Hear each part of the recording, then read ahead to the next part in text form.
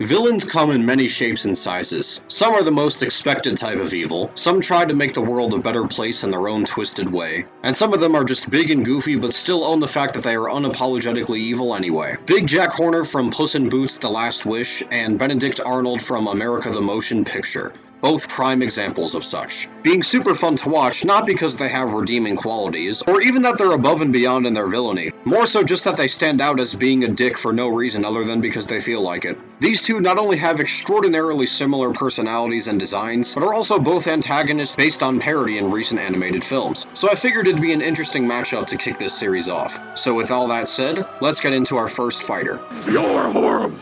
You're an irredeemable monster! What took you so long, idiot?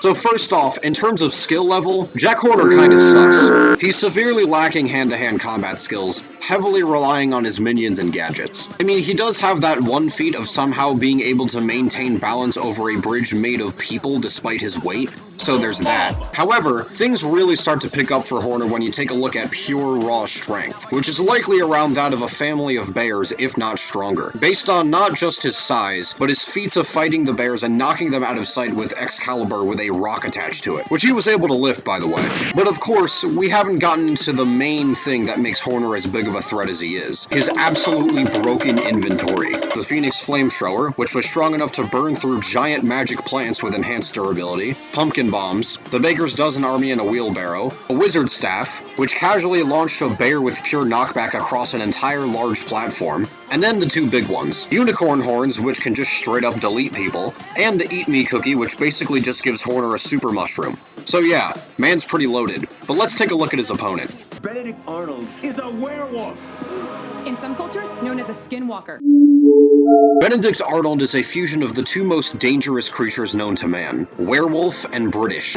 He is able to transform into a werewolf whenever he feels like it. Notable feats include being able to sever Geronimo's arm, kill his father, and obliterate Abraham Lincoln easily, having both the relative speed and strength to tear through flesh like nobody's business. In terms of strength unique to him, specifically when he goes Mega Wolf, he can overpower George Washington, who is able to maim an entire army of Brits, including against one with chainsaw blocking armor. He can overpower Geronimo's whip, a chain held by a cyborg horseman, and Edison's lightning glove all at once, the latter of which was potent enough to convert an entire rig of tea. Speed-wise, he's also a great swimmer, not to mention he sucked the gas out of George Washington's arm chainsaws without even waking him up. His only real weakness was dying to silver bullets made by a blacksmith with specific intent to counter him. And he's immune to regular means of physical harm or weaponry. So overall, the dude's basically Twilight on crack.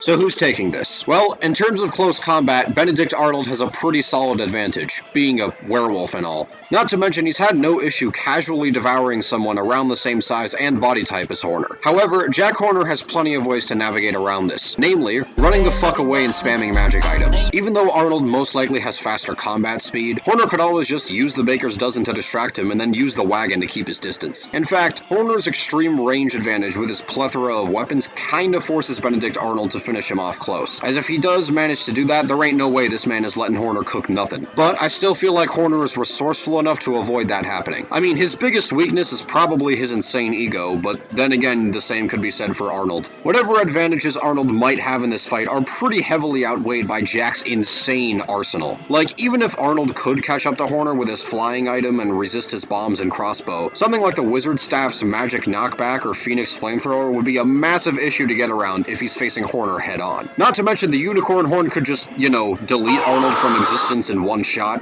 Or Jack could just turn giant and then just step on him. And sure, those are only two items in a sea of stuff he'd have to fish for while defending against Arnold, but, still. Overall, Jack Horner's arsenal is just too crazy for Arnold to handle, even with the close combat and werewolf enhancement advantages. My verdict is Jack Horner wins mid-difficulty.